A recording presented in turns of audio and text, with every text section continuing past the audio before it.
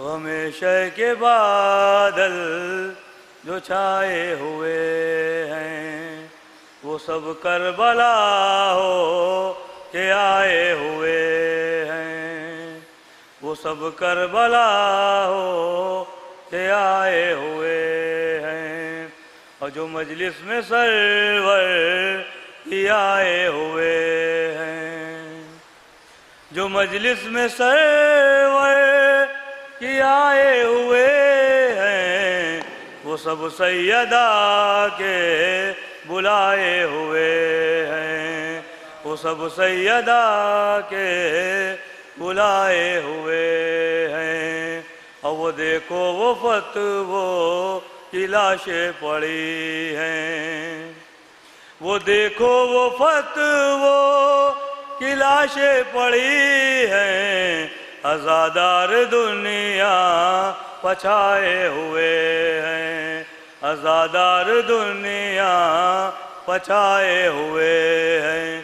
یہ بھی شعر دیکھیے خاص طور سے، وہی تو بنیں گے جہنم کا ایندھن، وہی تو بنیں گے جہنم کا ایندھن، جو گھر فاطمہ کا جلائے ہوئے ہیں، جو گھر فاطمہ کا جلائے ہوئے ہیں، اور نہیں یوں ہی قائم نظام زمانہ، نہیں یوں ہی قائم نظام زمانہ، امام زمانہ بچائے ہوئے ہیں، امام زمانہ بچائے ہوئے ہیں۔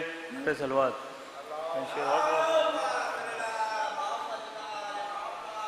جو آزاد باہر ہیں ان سے دستبستہ گزارش ہے کہ اعلیٰ خانے میں تشریف لے آئیں، مجلس کا آغاز ہو چکا ہے۔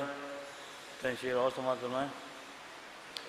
ذہن بشر سے عرش سے اعلیٰ حسین ہے، اور کشتی نبی تو دین تو کنارہ حسین ہے، اور یوں تو خدا کے دین کے محمد چراغ ہیں، یوں تو خدا کے دین کے محمد چراغ ہیں، لیکن چراغ دین کا اجالا حسین ہے، لیکن چراغ دین کا اجالا حسین ہے، اور اسلام کا شجر تو لگایا رسول نے، اسلام کا شجر تو لگایا رسول نے، لیکن لہو سے سینچنے والا حسین ہے، لیکن لہو سے سینچنے والا حسین ہے، اور جنت تو تھی بنائی خدا نے ضرور تھی، جنت تو تھی بنائی خدا نے ضرور تھی، لیکن اسے بھی بانٹنے والا حسین ہے، لیکن اسے بھی بانٹنے والا حسین ہے، اے وقت کے یزید ذرا وقت دیکھ لے، اے وقت کے یزید ذرا وقت دیکھ لے، ہر قوم کہہ رہی ہے ہمارا حسین ہے، ہر قوم کہہ رہی ہے ہمارا حسین ہے۔ اب مکتب بھی حاضر ہے۔ رشتہ ہے کیا تیرا یہ مہندی بتا ذرا، رشتہ ہے کیا تیرا یہ مہندی بتا ذرا، میں ہوں غلام ان کا وہ آقا حسین ہے۔ میں گزارش کرتا ہوں مولانا صاحب سے وہاں ممبر افروز ہو، باوز بلند نعرے سلوات۔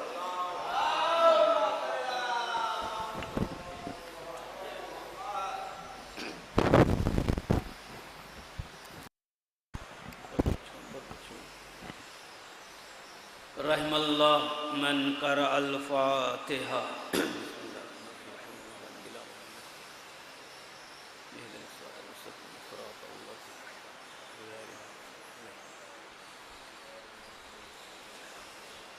لا حول ولا قوة الا باللہ السمیع العلیم۔ اعوذ باللہ من الشیطان الرجیم، بسم اللہ الرحمن الرحیم۔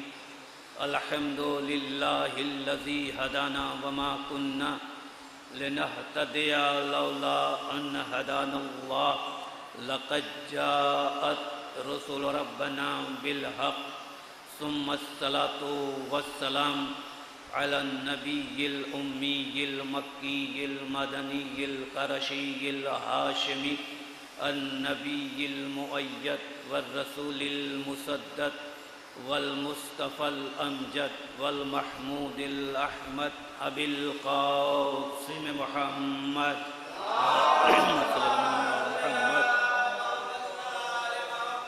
الصلاة والسلام على سید المطہر والامام المظفر والشجاع الغضنفر قاسم طوبى والسکر ابی شبیر و شبر قاتل مرحب انتر فاتح صفین و خیبر والد الریحانتین والمصلی القبلتین والتعین بالرمحین ردت له الشمس المرتین امام المشرقین سید الکونین ہادی الخافقین مولانا و مولا الثقلین ابی الحسنین الامام بالحق والوصی المطلق قسیم جنت و نار مصداق قول رسول المختار لأعطین الرایۃ غدا رجلا کرارا غیر فرار غالب کل غالب مطلوب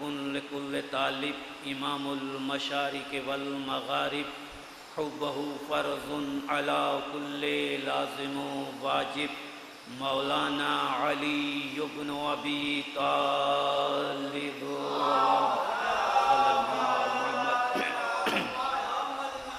اما بعد فقد قال اللہ سبحانہ تبارک و تعالی وقولہ الحق بسم اللہ الرحمن الرحیم اذ قالت امرأة عمران رب انی نذرت لک ما فی بطنی محررا فتقبل منی انک انت السمیع العلیم۔ صلوات محمد و آل محمد۔ آپ حضرات سے گزارش ہے کہ ایک مرتبہ سورہ حمد اور 3 مرتبہ سورہ قل هو اللہ کی تلاوت فرما کر مرحومہ فاطمہ خاتون اس مہجبی بنت نواب شہریار مرزا مرحوم کی روح کو بخش دی۔ اللہم صلی علی محمد۔ بسم اللہ الرحمن الرحیم۔ صراط الذین انعمت علیہم غیر المغضوب علیہم ولا الضالین۔ بسم اللہ الرحمن الرحیم۔ قل هو احد اللہ الصمد ولم یکن له کفوا احد۔ اللہ بسم اللہ الرحمن الرحیم۔ اللہ الصمد لم یلد ولم یولد ولم یکن له کفوا احد۔ اللہم صل اللہم صل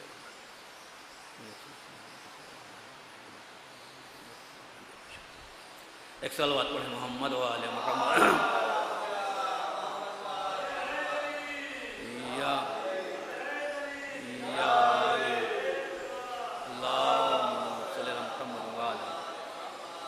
بزرگان محترم و برادران عزیز و موالیان خاندان رسالت و محبان سید الشہداء، ابھی میں نے کچھ دن قبل اپنے ہی محلے کی مجلس میں ایک بات عرض کی تھی کہ یہ فرش ازاں بہت ہی عظیم ہے، اور جب فرش عزا عظیم ہے تو اس پر بیٹھنے والے کتنے عظیم ہوں گے، اور پھر بچھانے والے کتنے عظیم ہوتے ہیں۔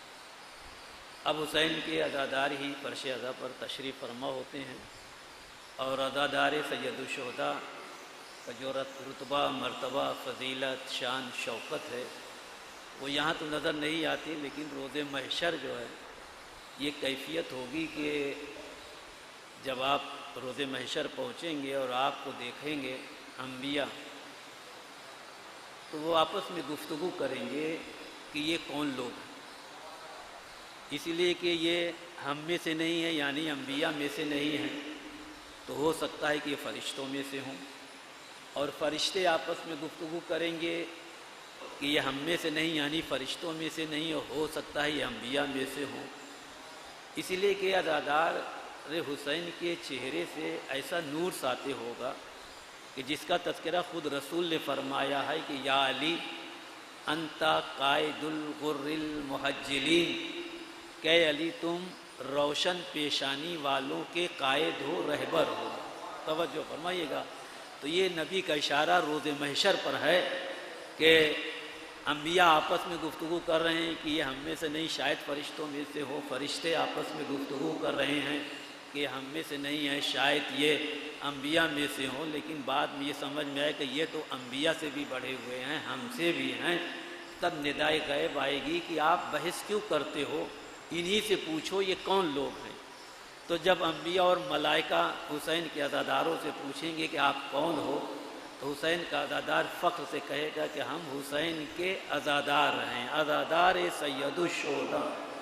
اب اس کے علاوہ عزیزو، میں نے وہاں پر یہ عرض کیا تھا کہ اس فرش عزا پر بیٹھنے کی جزا اور ثواب کتنا ہے، کہ یہ تو ہم سب کی خوش نصیبی ہے کہ ہم کو اللہ نے، وہ رحیم ہے، کریم ہے، لطف کیا، کرم کیا ہم پر کہ ہم کو ایسے گھر میں پیدا کیا کہ ہم امام حسین اور اہل بیت کے چاہنے والے بنے، ورنہ کوئی شیعہ ایسا نہیں ہے کہ وہ پڑھ لکھ کر زیادہ سے زیادہ 1% ہوں گے کہ جو پڑھ لکھ کر شیعہ ہوتے ہیں، ورنہ جتنے شیعہ ہیں یہ براہ راست اس گھر میں پیدا ہوئے کہ جس گھر میں اہل بیت علیہ السلام کی محبت اور عزاداری قائم رہتی ہے۔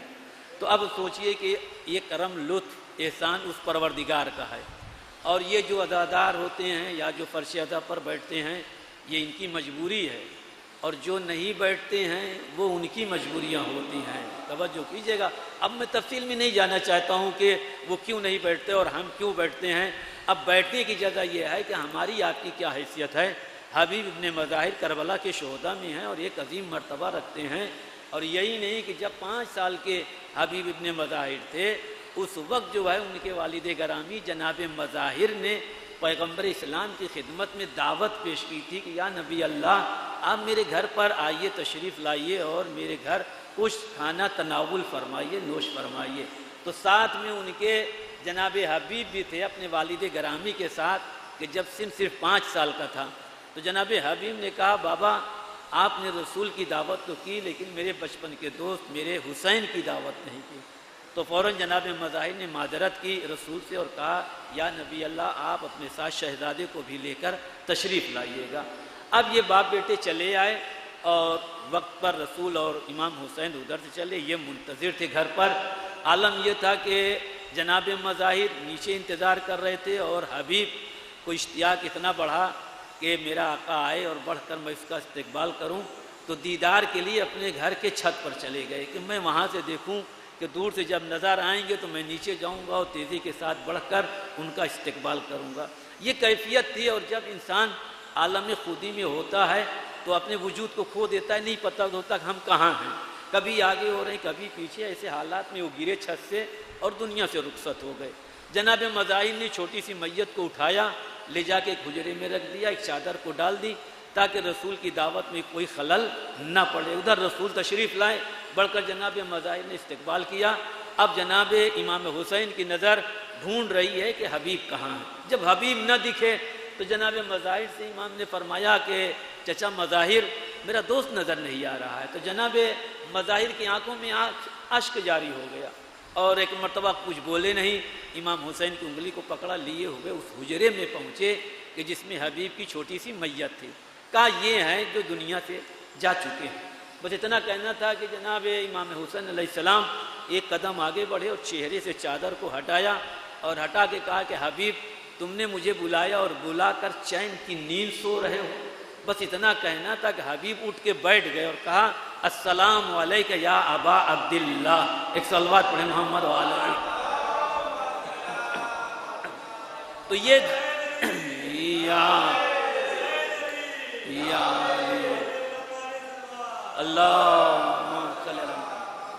توجہ فرمائے گا، تو یہ حبیب کی زندگی تھی کہ یہ دوسری زندگی ملی، اور حبیب کو معرفت امام کی ایسی تھی کہ دیکھیے معرفت کے لیے یہ علم ضروری نہیں ہے کہ آپ عالم ہوں، علامہ ہوں، مجتہد ہوں، فقیہ ہوں تبھی آپ کو امام کی معرفت نہیں، جتنا نفس پاک ہوتا ہے اتنی ہی زیادہ اہل بیت کی معرفت ہوتی ہے۔ تو اب حبیب کو اتنی معرفت سید الشہداء کی تھی کہ جب امام چلتے تھے تو ان کے پاؤں کے نیچے کی جو خاک ہوتی تھی اس کو اٹھاتے تھے، کبھی اپنے سر پر ڈالتے تھے اور کبھی اپنی آنکھوں کا سرما بنا کے لگاتے تھے۔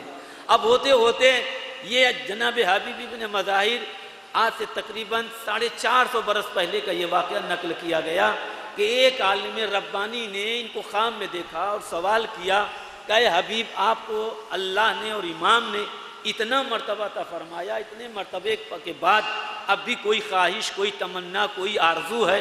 تو جناب حبیب نے کہا ہاں ہے، ایک تمنا ہے، ایک خواہش ہے، لیکن عزیزو جب تک کسی کی فضیلت یا مرتبے کا نہ پتہ ہو اس کی باتوں کا وزن نہیں معلوم ہوتا ہے، اس لیے کہ باتوں کو وزن بیان کرنے کے لیے اس شخصیت کو بیان کرنا پڑتا ہے۔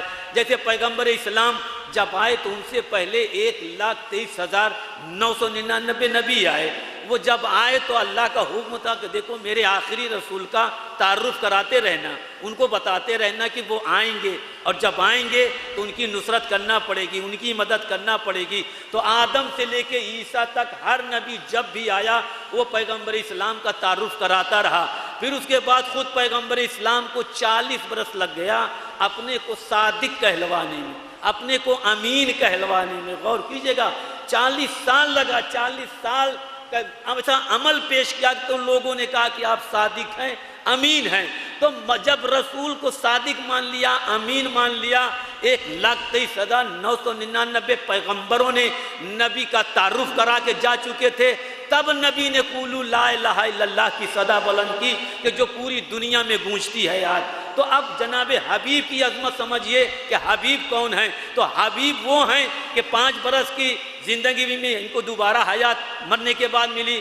پھر سرزمین کربلا پر سن 61 ہجری 10 محرم کو 57 برس کے امام حسین بھی ہیں، 57 ہی برس کے حبیب ابن مظاہر ہیں۔ اور پھر حبیب ابن مظاہر کو امام مظلوم نے رجل فقیہ کا خطاب دیا۔ اب یہ رجل فقیہ کیا ہوتا ہے؟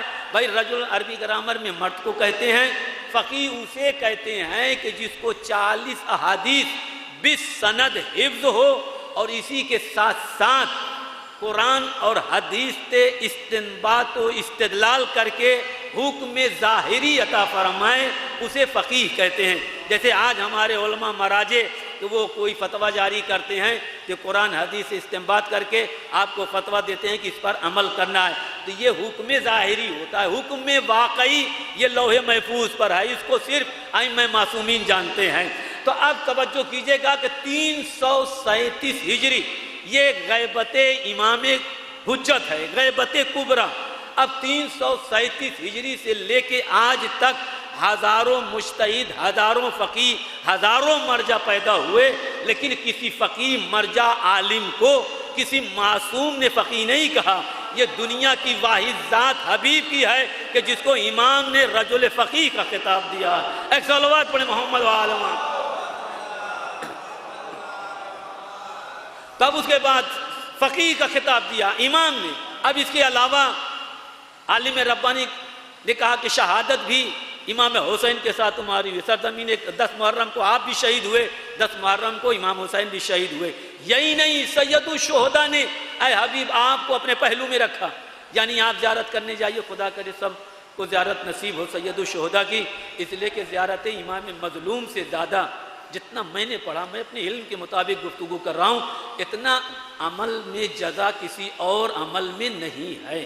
اس لیے کہ امام مظلوم کا زائر جب اپنے گھر سے نکلتا ہے تو اس کے نامہ اعمال میں 70,000 نیکیاں یہ لکھی جاتی ہیں اور 70,000 برائیاں اس کے نامہ اعمال سے ہٹائی جاتی ہیں، اور کربلا پہنچتے پہنچتے اتنا طیب و طاہر ہوتا ہے، اتنا پاک و پاکیزہ ہوتا ہے کہ جیسے ابھی کوئی بچہ زمین پر قدم رکھا ہو، پیدا ہوا ہو اور اس سے کوئی گناہ سرزد نہ ہوا ہو۔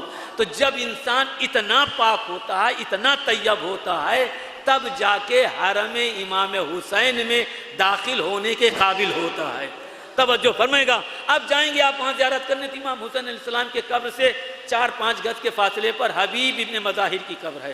اب حبیب ابن مظاہر کے قبر پہ جب جائیے تو دعا ضرور مانگیے گا۔ جب امام کی زیارت کر لیجئے تو حبیب کی قبر پر زری پر ہاتھ رکھیے اور رکھ کر کربلا والوں کا وسیلہ بنائیے گا، براہ راست دعا نہ مانگیے گا، وسیلہ بنائیے کہ اے حبیب میں تمہیں واسطہ دیتا ہوں علی اکبر کے سینے کی برچھی کا، اے حبیب میں تمہیں واسطہ دیتا ہوں علی اصغر کے گلے پر تیر کا، اے حبیب میں تمہیں واسطہ دیتا ہوں کہ جناب قاسم کی پامال لاش کا، اے حبیب میں تمہیں واسطہ دیتا ہوں مولا عباس کے کٹے ہوئے بازوؤں کا، اے حبیب میں تجھے واسطہ دیتا ہوں امام سید الشہداء کی شہادت کا، اے حبیب میں تمہیں واسطہ دیتا ہوں بی بی زینب کی بیردائی کا، اے حبیب میں تمہیں واسطہ دیتا ہوں بی بی سکینہ کی پیاس کا۔ جب یہ سارے وسیلے دے کے حبیب سے کہیے کہ جس طرح آپ نے اس مرتبہ زیارت کے لیے امام کی بلایا ہے، ایسے آنے والے سال بھی مجھے بلائیے گا، تو آپ کی دعا مستجاب ہوگی اور انشاءاللہ دوبارہ آپ کو زیارت سید الشہداء نصیب ہوگی۔ اب اس کے علاوہ آپ جائیے گا زیارت کرنے تو براہ راست امام حسین کے نہ جائیے گا، پہلے اصول ہے کہ مولا عباس کے حرم میں جائیے، مولا عباس کے ہاں زیارت کیجئے۔ عباس آپ کو امام مظلوم کربلا تک لے جائیں گے، اس لیے کہ کربلا کے میزبان ہیں، غور کیجئے گا، کربلا کے میزبان کا نام ہے ابو الفضل العباس۔ یہی وجہ ہے کہ 40 میں آج 3, 4, 8 برس سے آپ یہی دیکھ رہے ہیں کہ 4 کروڑ 5 کروڑ 2.5 کروڑ زائر جاتے ہیں، لیکن آج تک کسی سے شکایت کا موقع نہیں ملا کہ صاحب ہم کو 1 گلاس پانی نہیں ملا، 1 وقت کا مجھے کھانا نہیں ملا۔ بھائی شکایت وہاں ملے گی جہاں میزبان خراب ہوتا ہے، لیکن جہاں عباس جیسا میزبان ہو شکایت کا موقع نہیں ملتا۔ ایک صلوات پڑھیں محمد والا۔ تو اتنی فضیلتوں پر فائد ہیں جناب حبیب۔ اس کے علاوہ ایک فضیلت اور ہے حبیب کی کہ امام حسین نے ان کو معین کر رکھا ہے کہ حبیب میرے جتنے زائر آتے ہیں ان کا نام لکھنا، ان کے نام کی تحریر کرنا نام، اور وہ فہرست بنا کے میری خدمت میں پیش کرنا۔ تو حبیب جو ہے تمام زائروں کی فہرست بنا کر روز سید الشہداء کی خدمت میں پیش کرتے ہیں۔ ایک مرتبہ جناب حبیب نے فہرست پیش کی تھی، اب یہی جو 450 برس کا یہ پورا واقعہ میں آپ کے سامنے پیش کر رہا ہوں عالم ربانی کا، اور جب امام کی خدمت پہ پیش کیا تو کہا حبیب تم نے میرے ایک زائر کا نام چھوڑ دیا، ایک زائر کا نام چھوڑ دیا۔ حبیب حیران ہو گئے، مولا جو بھی بارگاہ میں آیا ہم نے سب کا نام لکھا۔ کہا وہ زائر حرم کے اندر قدم نہیں رکھا اس لیے کہ وہ غیر مسلم تھا، اپنی نجاست کی وجہ سے وہ اندر نہیں آیا۔ وہ ہمارے ہندوستان کا تھا، یہیں جو ہے حول کنڈا ہے چنئی اور حیدرآباد کے درمیان، وہاں کا ایک ہندو شاعر تھا، ہندو شاعر کہ جس نے تقریباً 250-300 کیا 400 مراثی کہے ہیں، اور 30-32 مرثیہ میرے پاس بھی اس کا ہے۔ تو اس نے ہر مرثیے کے آخری بند میں یہ دعا کی ہے امام سے کہ اے میرے سرکار، اے کربلا کے شہنشاہ، مجھے کربلا بلا لو اور جب بلانا تو پھر مجھے واپس نہ کرنا۔ توجہ فرمائے گا۔ تو یہ گیا تھا زیارت کرنے کے لیے، تو نجاست کی وجہ سے اب تفصیل بہت ہو جائے گی، اس میں جو ہے تمام لوگوں نے درجہ تو کون ہے، پھر کربلا نجف سے علماء کا گروہ بھیجا گیا، جب ان کو بھی نہ بتایا گیا پھر دوبارہ گروہ علماء کا بھیجا گیا اور حکم دیا گیا کہ یا تو تم حرم میں داخل ہو یا یہاں نہ بیٹھو۔ تب جا کے اس نے اٹھتے ہوئے کہا مولا آپ کو معلوم ہے کہ میں غیر مسلم ہوں، اپنی نجاست کی وجہ سے اندر نہیں آ رہا ہوں، دوسری طرف آپ کے علماء کا حکم ہے، لہذا میرے مولا میری روح کو یہیں قبض کر لیجئے۔ اس نے پاؤں اٹھایا اور حرم میں رکھنا چاہا اور دیا تھا۔ تو سوچو میرا امام کتنا کریم ہے کہ اگر غیر مسلم بھی دل سے یاد کرتا ہے تو میرا مولا بلاتا بھی ہے اور کبھی واپس بھی نہیں کرتا ہے۔ ایک صلوات پڑھیں محمد وآل محمد۔ وہ حبیب اتنے مرتبے پہ فائیں تو عالم ربانی نے کہا اتنا مرتبہ، کہا بے شک تم نے جو کہا صحیح کہا۔ 5 سال کے سن میں امام نے مجھے حیات دی، رجل فقیہ کا خطاب دیا، شہادت امام کے ساتھ ہوئی، پہلو میں اپنے امام نے اپنے رکھا، فہرست کی ذمہ داری مجھے عطا فرمائی، لیکن میری تمنا ہے کہ میرا آقا، میرا سید و سردار مجھے ایک مرتبہ اور زندگی دے دے تاکہ میں بھی فرش عذاب پر بیٹھ کر اپنے مولا پر رو کے اس کے عزاداروں میں شامل ہو جاؤں۔ ایک صلوات پڑھے محمد والا۔ تو یہ ہے عزیز و عزادار حسین، اور مرحومہ جو گئی ہیں وہ بھی حسین کی عزادار تھیں اور نیک سیرت تھیں۔ اسی لیے چونکہ مرحومہ خاتون کی ایصال ثواب کی مجلس ششماہی کی مجلس ہے، اسی عنوان سے میں نے قرآن مجید کے سورہ آل عمران کی ایک آیت آپ کے سامنے پیش کی ہے، اور یہ آیت کے الفاظ یا قرآن کے جتنے الفاظ ہیں وہ اعجاز مہندی آگا کے نہیں ہیں، بلکہ یہ الفاظ اس خدا کے ہیں کہ جس نے جن و ملک کو خلق کیا، یہ الفاظ اس خدا کے ہیں کہ جس نے کوثر و تسنیم کو خلق کیا، یہ الفاظ اس خدا کے ہیں کہ جس نے سلسبیل کو عطا فرمایا، یہ الفاظ اس خدا کے ہیں کہ جس نے آسمان کو ستاروں سے زینت بخشی، یہ الفاظ اس خدا کے ہیں کہ جس نے لوح و قلم کو خلق کیا، یہ الفاظ اس خدا کے ہیں کہ جس نے ملائکہ کو وجود بخشا، یہ الفاظ اس خدا کے ہیں کہ جس نے جنت نعیم، جنت عدن، جنت فردوس کو خلق کیا، یہ الفاظ اس خدا کے ہیں کہ جس نے جہنم کو وجود بخشا، یہ الفاظ اس خدا کے ہیں کہ جس نے شیطان کو بھی پیدا کیا، یہ الفاظ اس خدا کے ہیں کہ جس نے آدم کے سر پر تاج خلافت رکھا، یہ الفاظ اس خدا کے ہیں کہ جس نے نوح کو نبوت عطا فرمائی، یہ الفاظ اس خدا کے ہیں کہ جس نے خود ابراہیم کو خلت عطا فرمائی، یہ الفاظ اس خدا کے ہیں کہ جس نے موسیٰ کو ہیبت دی، یہ الفاظ اس خدا کے ہیں کہ جس نے یوسف کو حسن عطا فرمایا، یہ الفاظ اس خدا کے ہیں کہ جس نے سلیمان کو حکومت عطا فرمائی، یہ الفاظ اس خدا کے ہیں کہ جس نے عیسیٰ کو مسیحائی عطا فرمائی، یہ الفاظ اس خدا کے ہیں کہ جس نے زکریا کو شہادت عطا فرمائی، یہ الفاظ اس خدا کے ہیں کہ جس نے ہوا میں لچک عطا فرمائی، یہ الفاظ اس خدا کے ہیں کہ جس نے پانی میں روانی عطا فرمائی، یہ الفاظ اس خدا کے ہیں کہ جس نے ہمارے آپ کے لیے زمین کا فرش بنایا، یہ الفاظ اس خدا کے ہیں کہ جس نے زمین کو گل اور بوٹوں سے آراستہ کیا، یہ الفاظ اس خدا کے ہیں کہ جس نے جن و بشر کو خلق کیا، یہ الفاظ اس خدا کے ہیں کہ جس نے بشر کو شرافت کا لباس پہنایا، یہ الفاظ اس خدا کے ہیں کہ جو خود محمود ہے تو اس نے محمد کو خلق کیا، وہ اعلیٰ ہے تو اس نے علی کو خلق کیا، وہ فاطر السماوات والارض ہے تو اس نے فاطمہ کو خلق کیا، وہ محسن ہے تو اس نے حسن کو خلق کیا، وہ قدیم الاحسان ہے تو اس نے حسین کو خلق کیا، اس کو سجدہ کرنے والے بندے پسند ہیں، اس نے سید سجاد کو خلق کیا، وہ صاحب علم ہے اس نے امام محمد باقر کو خلق کیا، وہ صداقت پسند ہے اس نے جعفر صادق کو خلق کیا، وہ بردبار اور حلیم ہے اس نے موسی کاظم کو خلق کیا، اس کے رضا سے کام کرنے والے بندے اچھے لگتے ہیں اس نے امام رضا کو خلق کیا، وہ تقوی پسند ہے اس نے امام تقی کو خلق کیا، وہ نفاست پسند ہے اس نے امام علی النقی کو خلق کیا، وہ لشکر شداد و نمرود سے ڈرتا نہیں اس نے امام حسن عسکری کو خلق کیا، وہ خدا ہے پردے میں ہے امام حجت کو پیدا فرمایا۔ ایک صلوات پڑھے محمد و آل محمد۔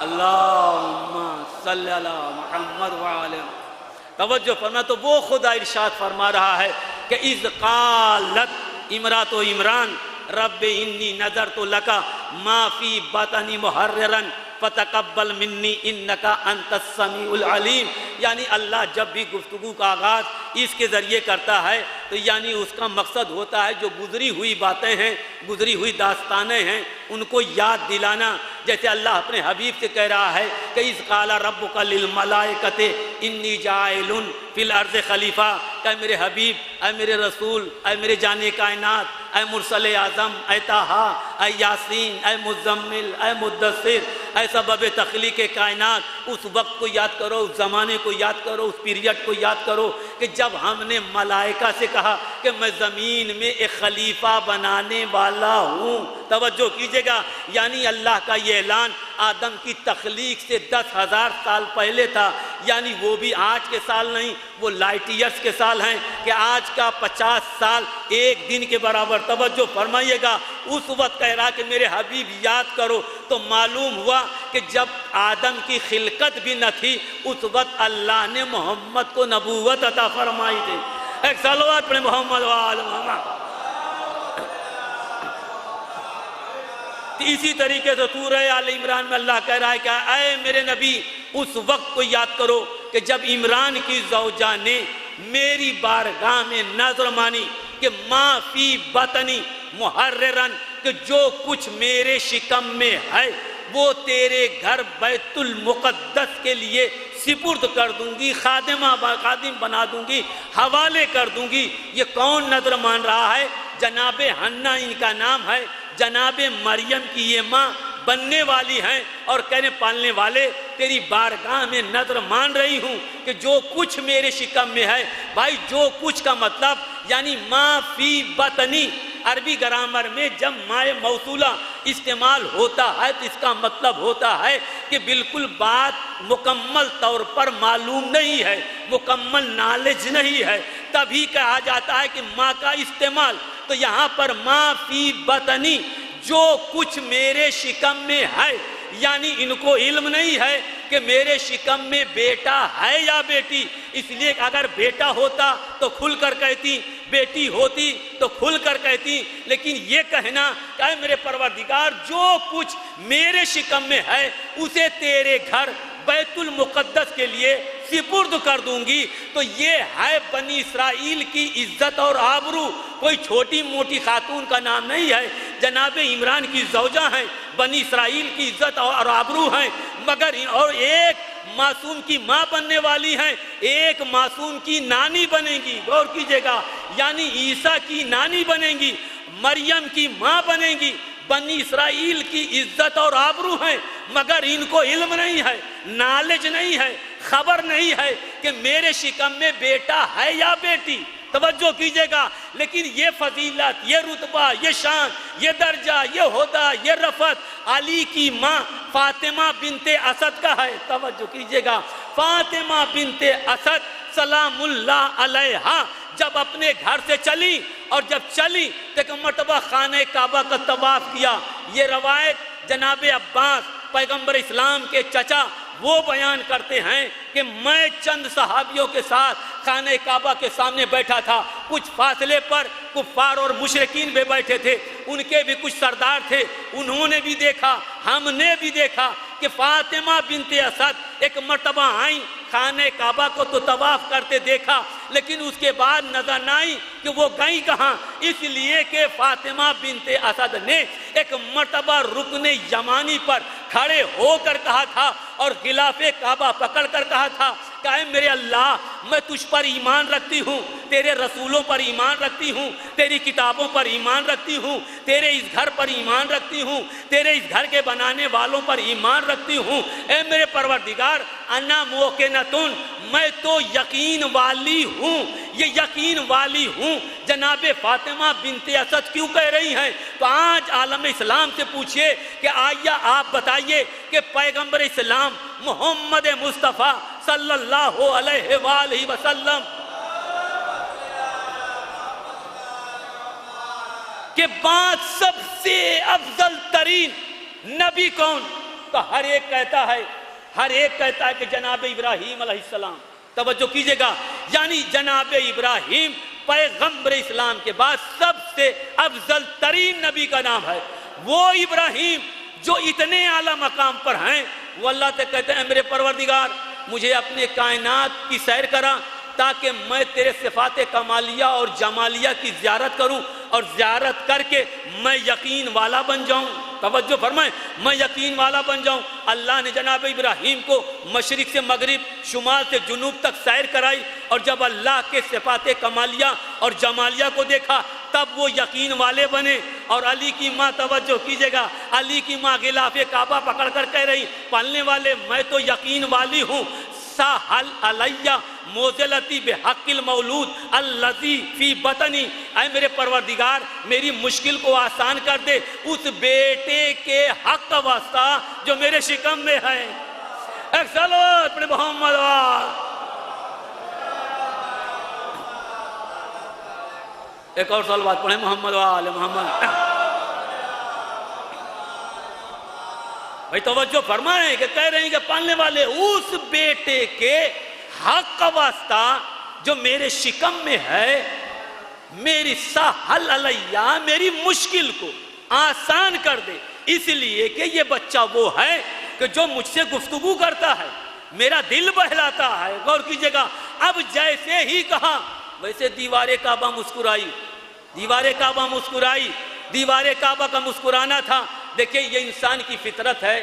آج دنیا میں کتنا ہی بہادر کیوں نہ ہو، کتنا ہی جالا کیوں نہ ہو، وہ دیوار کے پاس کھڑا ہو اور دیوار ٹوٹ رہی ہو تو یہ فطرت ہے۔ توجہ کیجئے گا، یہ انسان کی فطرت ہے کہ جب وہ ٹوٹتی ہوئی دیوار کو اپنے سامنے دیکھے گا تو خود بخود اس کا قدم پیچھے ہٹے گا۔ تو بھائی عورت تو الگ ہے، عورت تو کمزور دل کی ہوتی ہے، وہ تو پہلے ہی ہٹ جائے گی۔ بہادر مرد بھی اگر دیوار ٹوٹ رہی تو فطرت ہے کہ اس کا قدم پیچھے ہٹے، لیکن جب کعبے کی دیوار ٹوٹ رہی تھی تو علی کی ماں نے قدم پیچھے نہ کیا بلکہ قدم آگے بڑھایا۔ کیوں بڑھایا؟ اس لیے کہ جان رہی کہ شکم میں حیدر کرار ہے، فرار نہیں۔ ایک صلوات پڑھیں محمد وال۔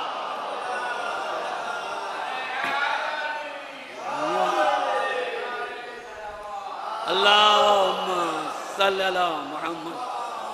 توجہ فرما رہے ہیں، آگے بڑھی، جیسے گئی اندر دیوار ملی، مولا کائنات کی ولادت ہوتی ہے۔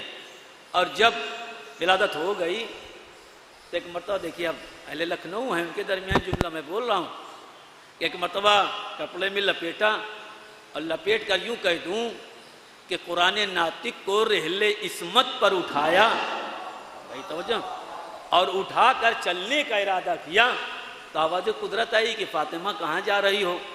تو کہا پالنے والے تیرا کام ہو گیا، اس لیے جانا چاہتی ہوں۔ یہ کام ہو گیا کا مطلب کیا ہے؟ جناب مریم کے لیے کھانا ہمیشہ اللہ جنت سے بھیجتا تھا، ہمیشہ، اس لیے میں نہیں کر رہا ہوں، قرآن کر رہا وَكُلَّمَا دَخَلَ عَلَيْهَا زَكَرِيَّا الْمِحْرَابَ وَجَدَ عِندَهَا رِزْقًا قَالَ يَا مَرْيَمُ أَنَّ لَكِ هَذَا قَالَتْ هُوَ مِنْ عِندِ اللَّهِ إِنَّ اللَّهَ يَرْزُقُ مَن يَشَاءُ بِغَيْرِ حساب۔ یعنی جناب زکریا جب بیت المقدس میں پہنچے تو جناب مریم کے پاس تر و تازہ کھانا پایا تھا، اور جب تر و تازہ کھانا پایا تو جناب مریم سے کہا بیٹی یہ کہاں سے آیا؟ تو جناب مریم نے بے نیاز ہو کر کہا کہ اللہ جسے چاہتا ہے بے حساب و کتاب دیتا ہے۔ توجہ کیجئے گا، تو ہمیشہ مریم کے لیے جنت سے کھانا آتا تھا۔ ابھی اس پر انشاءاللہ اگر وقت رہا تو گفتگو کروں گا۔ تو جب جناب عیسیٰ کی ولادت ہو گئی، جب عیسیٰ کی ولادت ہو گئی، دوپہر کا وقت تھا، تو جناب مریم نے آسمان کو دیکھا، اور جب دیکھا تو آواز ندائے غیب آئی کہ مریم کیا دیکھتی ہو؟ کہا پلنے والے کھانے کا وقت ہو گیا، ابھی تک کھانا نہیں آیا۔ تو اللہ نے کہا نہیں، اب کھانا بھی نہیں جائے گا، اس لیے کہ جو کام تم سے مجھے لینا تھا وہ لے چکا، مجھے اپنی حجت کو پیدا کروانا تھا، میں اپنے حجت کو پیدا کروا چکا، لہذا اپنے کھانے کا انتظام تم خود کرو۔ توجہ کیجئے گا، اپنے کھانے کا انتظام خود کرو۔ تب یہاں پر تفسیر میں تھوڑا سا ڈیفرنس ہوا، کسی نے کہا جبریل نے کہا، کسی نے لکھا کہ بچے نے کہا، یعنی جناب عیسیٰ نے کہا کہ مادر گرامی یہ سوکھے ہوئے کھجور کی شاخ کو پکڑو اور پکڑ کر ہلاؤ، اس سے تازہ رطب گریں گے، رطبن جنیاں، تازہ رطب گرے گا۔ غور کیجئے گا، اب یہاں پر تھوڑا ڈیفرنس ہے، کوئی کہتا ہے جبریل نے کہا، کسی نے کہا بچے نے کہا، لیکن عقل تو یہی کہتی ہے کہ بچہ بول رہا ہے۔ غور کیجئے گا، بچہ اپنی ماں سے کہہ رہا ہے کہ مادر گرامی گھبراؤ نہیں، اس ذرا سوکھے ہوئے درخت کے شاخ کو پکڑو اور ہلاؤ، اس سے تازہ رطب گرے گا۔ تو اس جناب مریم نے یہ نہیں سوچا کہ یہ بچہ ہے، اس کے کہنے پر میں کیسے کروں، اس لیے کہ مریم بھی جان رہی ہیں کہ کوئی معصوم ہے۔ غور کیجئے گا، معصوم ہے۔ اب جناب مریم نے ہلایا، تازہ رطب گرا۔ اب میں لوگوں سے پوچھتا ہوں، لوگ سب کہتے صاحب امام حسین نے راہب کو 7 بیٹے کیسے دے دیے؟ وہ تو شادی کرتا نہیں، جب شادی نہیں کرتا تو اس کے ہاں بیٹے کیسے ہوتے ہیں؟ تو آپ انصاف سے بتاؤ کہ آج تک کبھی سوکھا ہوا درخت ہو کیا اس سے پھل گرتے ہوئے دیکھا ہے؟ توجہ ہے، جب عیسیٰ جیسا نبی سوکھے ہوئے درخت کے بارے میں کہہ دے کہ اس سے تازہ رطب گریں گے تو تازہ رطب گرتا ہے، تو وہ تو کائنات کا شہنشاہ ہے۔ توجہ فرمانا. اور راہب کو ایک بات بیٹا نہیں 7 دیے نا, یہ 7 جو دیے ہیں یہ امام کی کمی نہ تھی جو 7 پر فہرست رکی. توجہ کیجئے گا, اپنے یہاں ہی ناصریہ لائبریری ہے, اس میں عین العارفین ہندی کی کتاب ہے, اس میں جا کے پڑھیے گا, خطی ہے, چھپی اپی نہیں ہے, خطی ہے. اس میں پورا راہب کا واقعہ بیان کیا گیا ہے.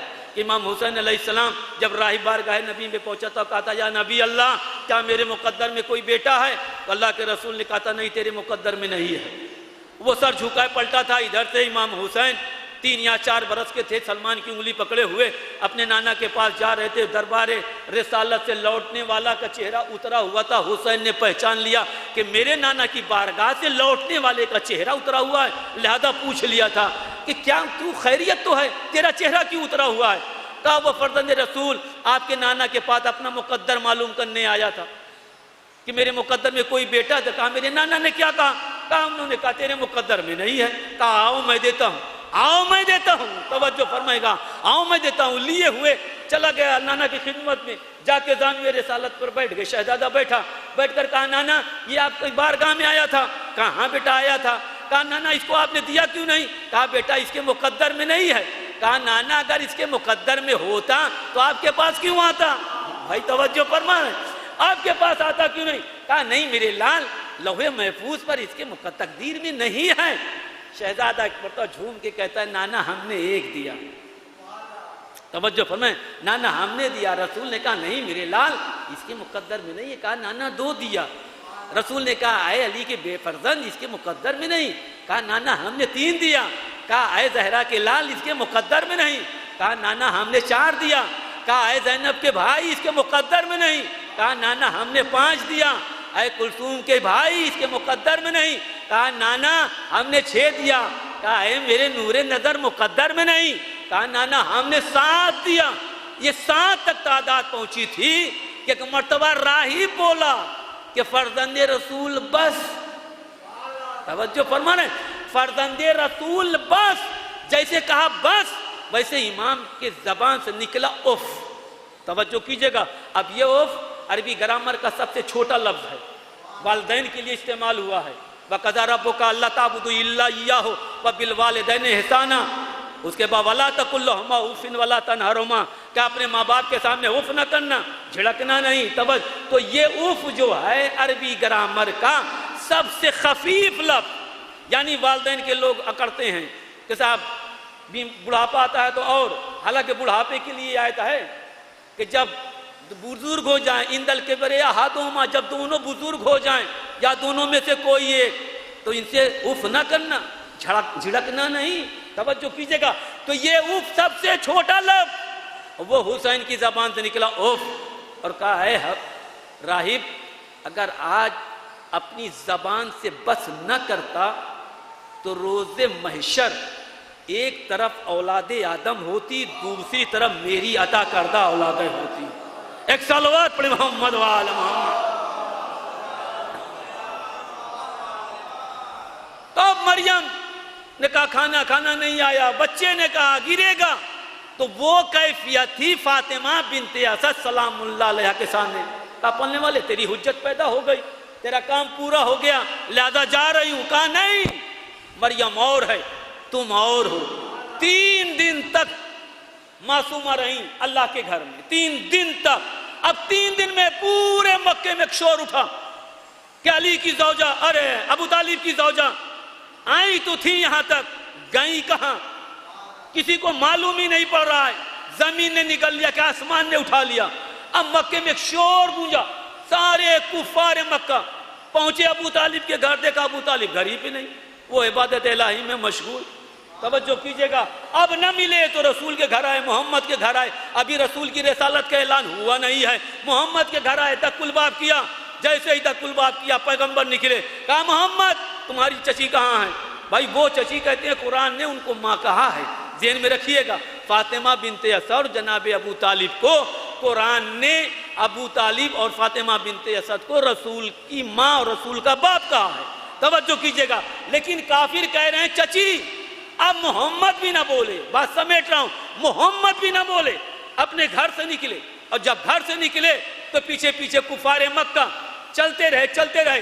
رسول آئے کعبے کے پاس, ایک مرتبہ کعبے کا طواف کیا جیسے ماں نے طواف کیا تھا, توجہ کیجئے گا, ویسے ہی محمد نے طواف کیا.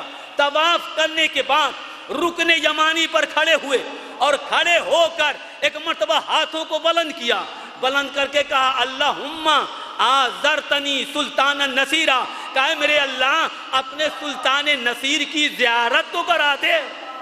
بس جیسے کہا ویسے دوبارہ تاریخ. اب یہاں پر پھر دو روایت, ایک روایت کہتے ہیں صاحب پیغمبر اسلام چابی لے کے گئے, تالا کھولا, اندر گئے اور علی کو اپنی آغوش میں لیا.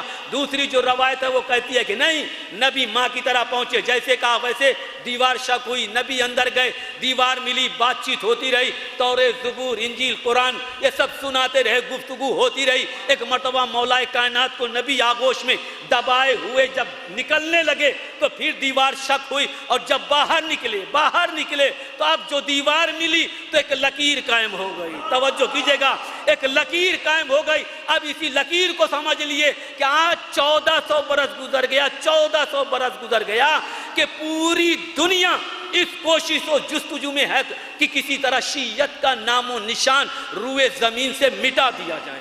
غور کیجئے گا, ایسے نہیں حجاج ہو, متوکل ہو, جتنے بنی عباس کے تمام خلفاء ہوں, بنی امیہ کے جتنے بادشاہ ہیں, ہر ایک نے شیعوں کا قتل عام کیا ہے.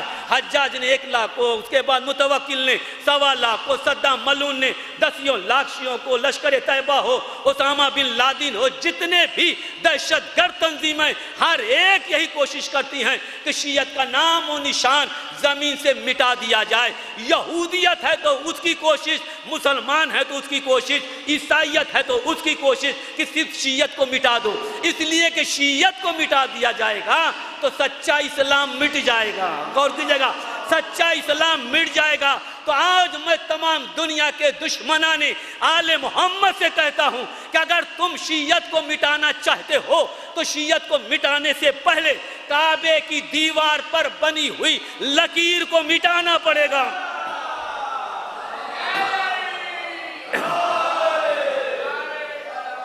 اللہم صلی اللہ علیہ وسلم. بھائی توجہ پر, اگر ہم تم بہت آسانی سے مٹ جائیں گے, آپ لکیر مٹا دو ہم مٹ جائیں گے. کہتے ہیں صاحب بڑے بڑے سائنسداں لائے گئے اور مٹائی تو جاتی ہے مگر مٹتی نہیں ہے. تو بڑے افسوس کی بات ہے کہ پوری دنیا مل کر علی کی محبت میں بنی ہوئی کعبے کی دیوار پر ایک لکیر ہے, اس کو مٹاتے ہیں تو ان کے مٹانے سے مٹتی نہیں. تو ہم بھی اسی لکیر کے فقیر ہیں. ایک سلو اپنے محمد وال محمد, ایک سلوات اور پڑھے محمد وال محمد.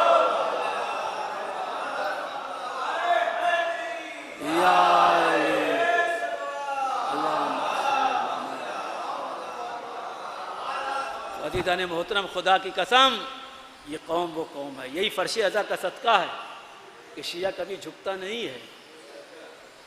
جو اللہ کہتا ہے کہ دیکھو ہم امام اسی کو, بار بار میں امام پر گفتگو کرتا ہوں کہ امام اسی کو بناتا ہوں کہ جو ہمارے علاوہ کسی اور کا سجدہ نہیں کرتا. تو ہم ان اماموں کے ماننے والے ہیں کہ ہم ان کے علاوہ اور کسی کے در پر اپنا سر بھی نہیں جھکاتے ہیں. یہی وجہ ہے کہ آج پوری دنیا ہماری دشمن ہوئی ہے. بھائی شیعت کا دشمن کیوں؟ صرف یہ لیے کہ صاحب کسی سے ڈرتے نہیں, کسی سے گھبراتے نہیں, حالات سے پریشان ہوتے نہیں. بھائی حالات سے وہ پریشان ہو, موت سے وہ ڈرے کہ جس کے یہاں کوئی ہونا, ہمارے ہاں تو سورس آف لائف ہے. اگر ہم کو ملک الموت مار بھی دے تو ہمارے پاس ہمارا امیر ایسا ہے کہ مسکرا کے ہمیں زندہ کر دے گا. توجہ فرما رہے ہیں, ہم کو تو کسی چیز کی ضرورت ہی نہیں ہے. اسی لیے تو مولا کائنات نے کہا میرے چاہنے والوں گھبرانا نہیں, بس میرے دامن کو پکڑ کے رکھنا. ہر منزل پر ہم ملیں گے, موت کے وقت ہم ملیں گے, قبر میں ہم ملیں گے, حشر میں ہم ملیں گے, محشر میں ہم ملیں گے, حساب و کتاب کے وقت ہم ملیں گے, کوثر و سلسبیل پر ہم ملیں گے, جنت کے در پر ہم ملیں گے. تو جب میرا مولا ہر جگہ ہے تو ہمیں ڈرنا کس چیز کا ہے؟ یہی وجہ ہے کہ ہم بڑی شان کی زندگی دنیا میں جیتے ہیں. ہم دنیا میں کسی چیز پر نہیں روتے, بس اگر روتے ہیں تو اپنے مظلوم پر روتے ہیں, صرف مظلوم پر روتے ہیں. اور مظلوم پر اس لیے روتے ہیں اس میں میری شہزادی کی تمنا ہے, خواہش, آرزو. خدا کی قسم اور خود میری شہزادی، کائنات میں شہزادی سے بڑا کوئی مظلوم نہیں۔ دیکھیے بڑی ذمہ داری سے میں بات پیش کر رہا ہوں آپ کی۔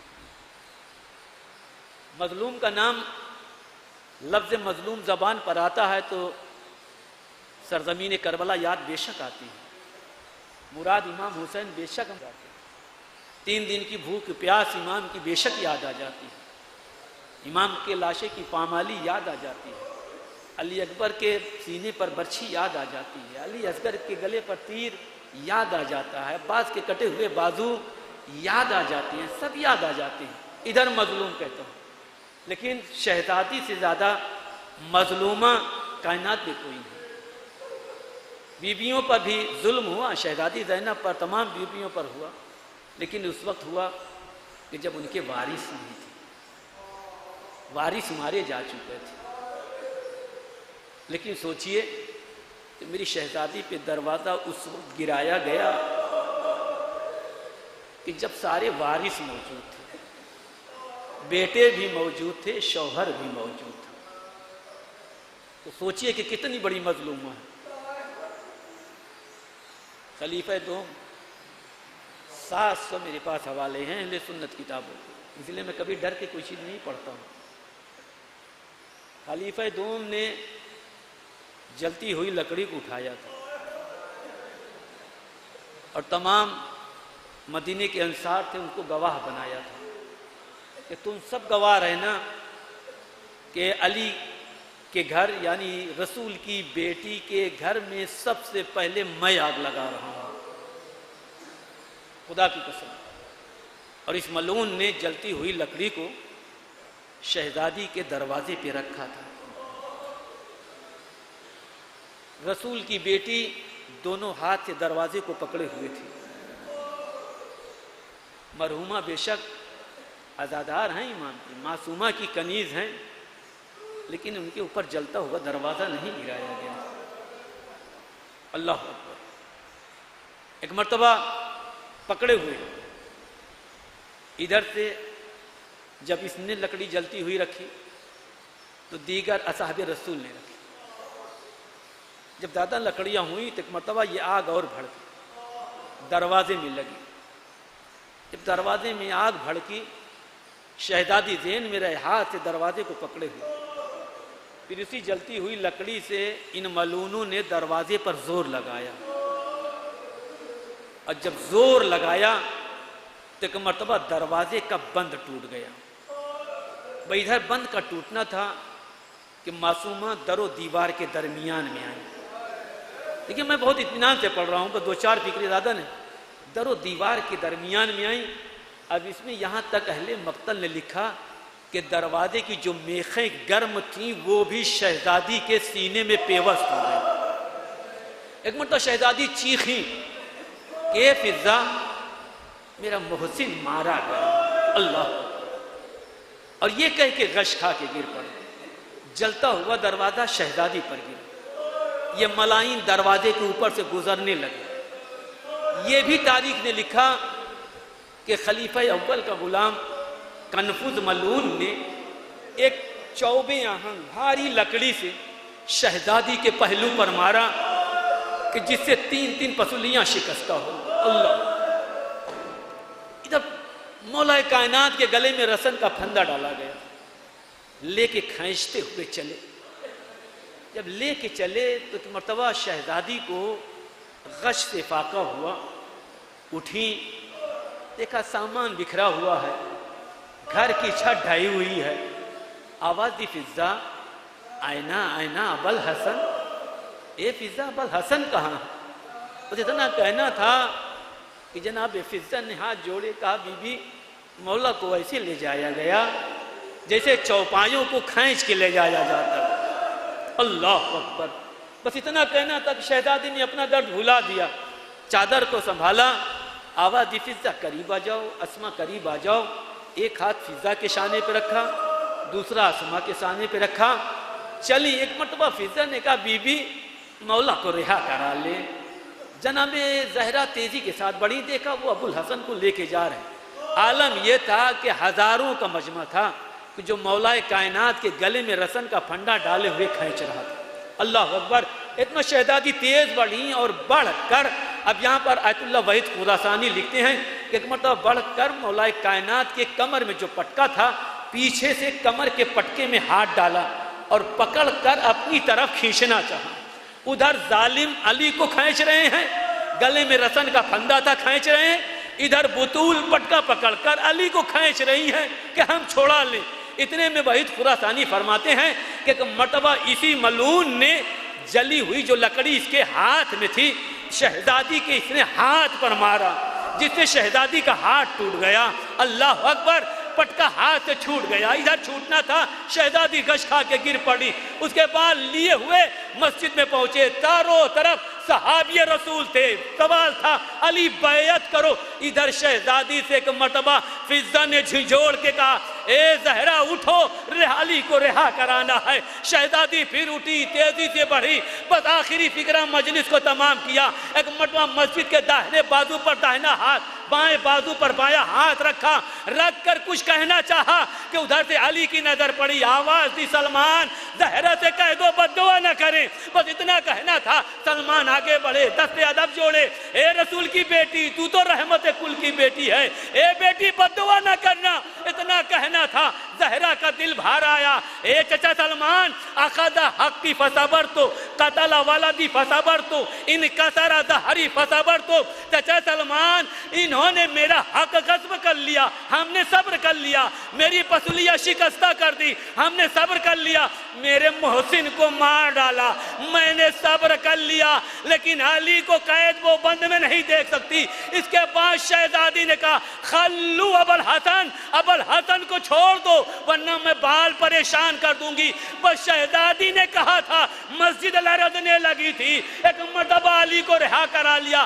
دست ادب جوڑ کے کہوں گا، اے میری شہزادی، اے میری مظلومہ، آپ نے مولا کو رہا کرا لیا، لیکن ہائی 11 محرم سرزمین کربلا ہے، آپ کی بیٹیاں رسن بستہ ہیں، زینب کی فریاد ہے، ارے کوئی ہو تو رہا کرا لے، مگر کوئی نہ تھا۔ کربلا سے کوفہ، کوفے سے شام تک ایک رسن تھے، 12 بازو بنے۔ اللہ اللہ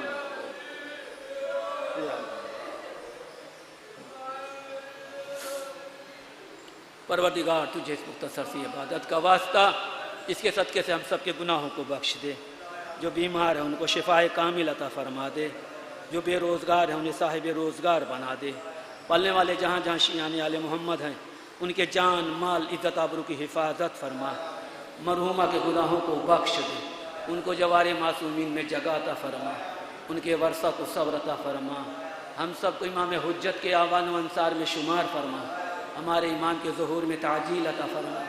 اللہم تقبل منا انکا انت السمیع العلیم۔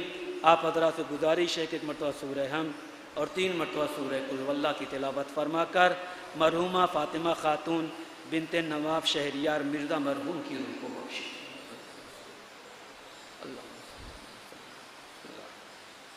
الحمد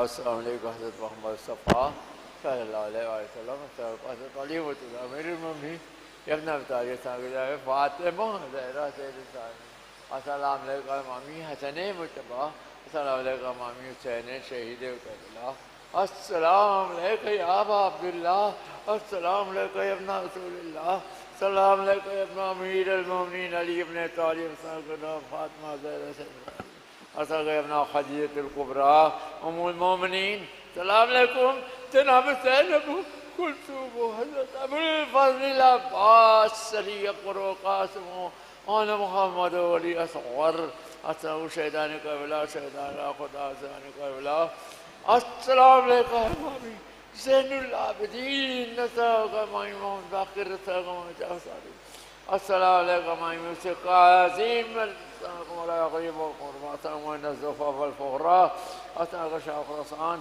السلام عليكم ما يمو تقي السلام عليكم ما يمو نقي السلام عليكم يزد حسن عسكري السلام عليكم يا سلطان حقيقي كنت قائم يا ابن الحسن العسكري أسألك الشيطان أسألك مولا غيب إيمان دان وجد قائم نسألك صبر السلطان نسألك خير الزمان أسألك الشيخ القرآن والسلام عليكم إمامي ومولى الشجعان السلام عليكم الزمان الأمان من فتن الزمان السلام عليكم إمام زماننا هذا أجل الله تعالى فجك وصلى الله تعالى وخير ظهورك فإطلاقاته اللهم صل على محمد وعلى محمد فاتي فجر سنة يقي الله تعالى فلقد ونبي لا ولينا عقبا قد أقدم